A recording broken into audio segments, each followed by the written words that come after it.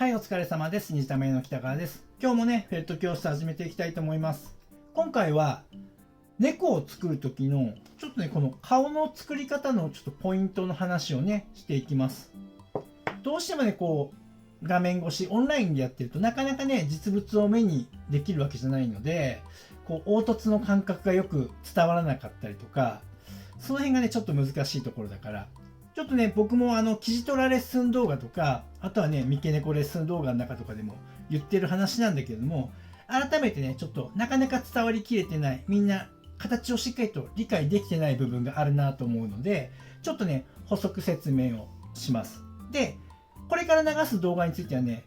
実は僕今、虹玉塾っていうのをやってるんだよね。知ってる方も多いかもしれないけれども、で、この虹玉塾っていうのは、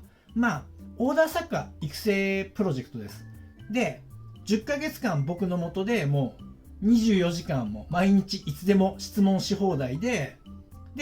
いつでも指導を受けれるっていう体制で10ヶ月間僕の下で、基礎技術力を上げて、で、リアルな作品を作るノウハウを覚えて、で、実際にこう似せていくっていうことをね、実際にオーダーを取りながらやっていって、そこまでを完全にフルサポートしますよっていう教室をやってるんだけど、そのね、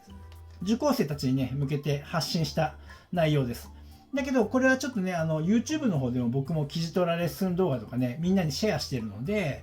この内容もね、ちょっと合わせてシェアした方がいいなと思うので、ちょっとね、公開したいと思います。はい。でね、主にどこの話をしてるかっていうと、この辺の話なんですよね。この鼻周りの処理の仕方っていうかな。やっぱりね、ここの辺の顔面の中央部分っていうかな。この辺の処理をしっかりうまく作り込むことができると、やっぱりね、1段、2段上のね、作品になってくるので、リアルさがね。で、よく僕、キジトラレッスン動画とかさ、三毛猫レッスン動画とかでも言ってると思うんだけど、ここ、よくね、こうやって僕、爪で押しながら、針で刺したりして、ここをへこませた方がいいんだよって言ってるじゃない。で、レッスン動画見たことない人はね、ぜひね、この後ね、見てほしいんだけれども、この辺の細かい作り込み、細かい凹凸をどれだけしっかり入れてあげるかっていうことが大事なわけね。で、それはみんな結構理解してくれてんだけど、どうしてもね、鼻の処理がうまくいってない。結構ね、鼻をね、大きく作っちゃう人が多いかなっていう印象を受けてます。で、それはね、ちょっと、正しく形を多分みんな理解できてないな、伝わってないなっていうのがあるので、今回ね、ちょっと補足説明的にこの動画をね、シェアしてます。鼻の大きさね。で、結構ね、みんなね、鼻の大きさが目と変わらないくらいの大きさで作っちゃう人多いわけね。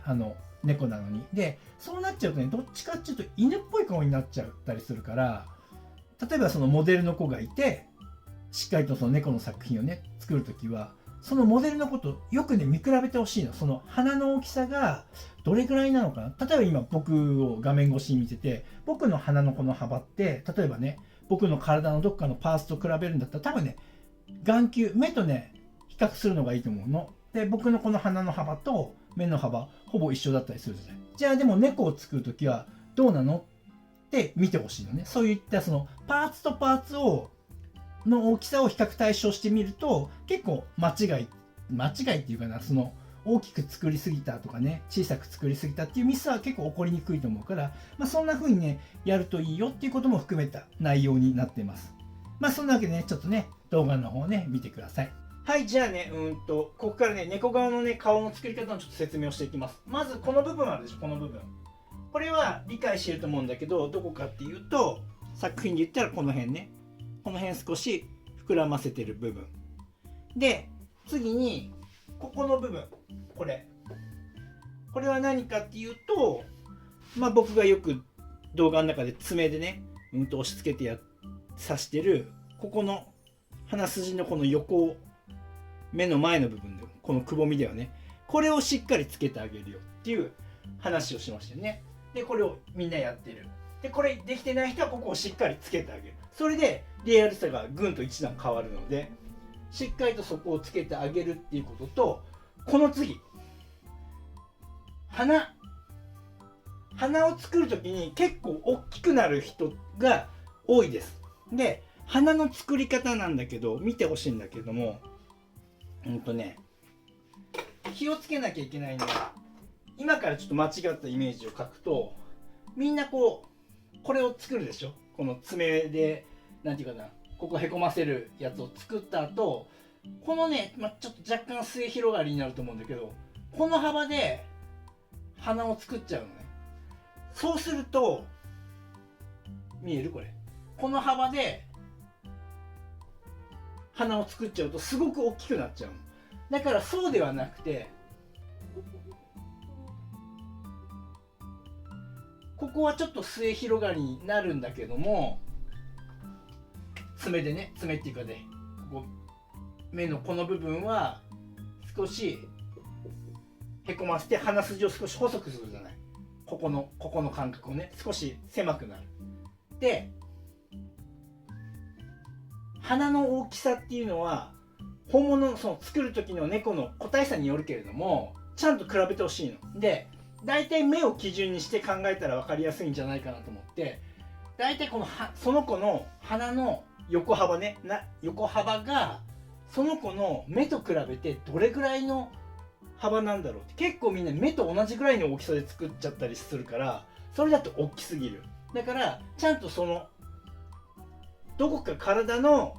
これちょっと感覚力の話ね、パーツを作る時に必ずその子のどこかのパーツと、比較をしてその大きさを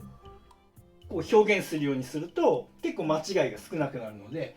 そういう感覚でいてほしいんだよね。で、僕これ作る時に気をつけてるのは、この幅あるでしょ。この幅、この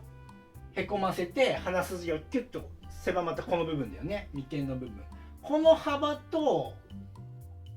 ほぼほぼこの鼻の横幅が、ほぼ同じになる感じで作ってるのね。っていうのは、ここにこういう風に猫ってなってるの分かる？ここさ、よく猫の写真とか見てほしいんだけど、ここがさすごく毛が短毛ですごくペタって寝てて、ここだけちょっと毛質が違って見えるの、テカって見えるっていうか、本物の猫もこの部分ね、この部分で、これがこういう形で僕はイメージして、すごくフェルトで表現すると分かりにくいんだけど、でも僕はこれをある程度形として作ってるのね。だけどそれをカメラに向かってこうだよって伝えても多分なかなか伝わらないぐらいの凹凸なんだけれども、でもそこをちょっと意識して作ると、ここの幅とここの幅がほぼ一緒になるから、そうなると鼻が大きくなりすぎないから、ちょっとそんなイメージで作るといいんじゃないかなっていう話です。はい。でね、結構ねみんなやりがちっていうか、その細かいことができてないうちってやっぱり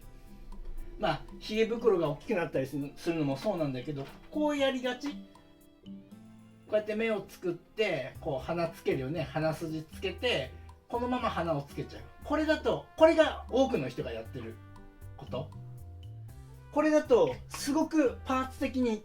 すごく単調で、だからリアルさがない。そしてみんなひげ袋が楕円形とかちょっと複雑な立体を作れないから、ここに素直に綺麗な丸をつけてしまう。本当ぼっこと丸とか、そういうすごく単純な形になっちゃうからリアルさが失われちゃう。みんなはそうじゃなくてリアルな作品、一段上の作品を目指すんだから、やっぱりこういうところをしっかりとへこませるべきところをへこませる。鼻筋は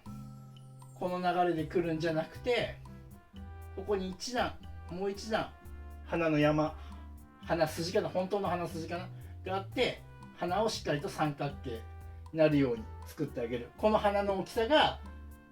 目とかそういったパーツと比較してどれくらいの大きさが適切なのかを見る。で、ひげ袋もしっかり鼻下しっかりと作ってあげて、その子に合わせてできるだけリアルな形を作ってあげるっていうことをやってみてください。すると1段2段上の作品になります。はい、そのところです。はい、というわけでね、そんな感じでね、ちょっとね、特にこの辺のね処理の仕方なんだけども、特にここ鼻の上のこの本当のちっちゃい鼻筋の部分かな、こういうのがあるんだよっていうことは結構ねちゃんとその猫を作ろうと思ったらやっぱりその猫の動画を見たりとかさ、猫の写真をよく見たりとかって観察をしなきゃいけないわけ。結構みんななんか作ることに夢中になっちゃって、そういったところをおろそかにしすぎ。でもすごく冷静に考えてほしいんだけど、だって猫を作りたいんだから猫を観察しなきゃ、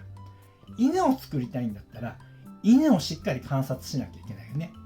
すると、今までこんな感じで適当に作ってたけど、犬ってこうなってるんだ、猫ってこうなってるんだ、これちょっと作ってみようかなっていうのが大事になってくるわけで、そのちょっとしたものを作れる技術力があるかないかなのね。だけどみんなその作ることばっかりだけをやっちゃう。そうではなくて、そのしっかりと観察をしてやるっていうことが大事になってくるよ。そしてその小さなところを表現するために、小さなものをしっかり確実に作れる技術力っていうのが必要なの。どうもね、技術力っていうとこのリアルに作ろうとかしっかり作ろうとか難しいものを作ろうってしすぎなんだけど、そうじゃなくて、例えばだよ、こんな小さなピラミッド型、こんなのでもいいからさ、こういう単純な立体物をどれだけ正確に綺麗に作れるかっていう練習をしてる方が、こういったリアルな作品を作るための技術力としてついてくるからね。みんなやっぱりいきなり難しいものを作ろうとしすぎ。僕もあんまり基礎をやった方ではないけれども、最初の頃ね、丸を作る練習とかさ、そういうのって教室通ったわけじゃないし、我流でやってきたから、そういうのをきっちりやったわけじゃないけど、でもやっぱり細かいものを作るために、例えばさ、手の指とかね、作る時に小さい作品だったらどれだけ正確に作れるかっていうのを結構やったから、本当に小さく綺麗に確実に作る練習っていうのを積み上げると、こういった作品を作れるようになるし、こういった作品を作るためにさっき言ったようにしっかりとその対象物を観察するっていうことが大事になってきます。というところでね、そんなところも気にしながらやってもらえるとね、すごく上手くなっていくんじゃないかなと思います。はい、そんな風にやってみてください。はい、じゃあね、今日の話はここまでです。はい、最後までご覧いただきありがとうございました。じゃあまた。ご覧いただきありがとうございます。このチャンネルは羊毛フェルト作家を仕事にして生計を立てている僕が、フェルト作家を目指している人やもっとスキルアップしたい人、そんな人に向けてリアルな作品の作り方だけではなく、誰も教えてくれない作家になるために必要な考え方、そういったことを発信しているチャンネルです。ぜひね、自分のスキルアップのためにチャンネル登録して活用してください。あと、公式 LINE もやっています。この公式 LINE に登録してくれた方にだけ、僕がやるオンラインレッスンなどの案内が届きます。僕から学んでみたいと思う方は、ぜひね、LINE 登録をお願いします。概要欄にリンクが貼ってあります。そこから登録してください。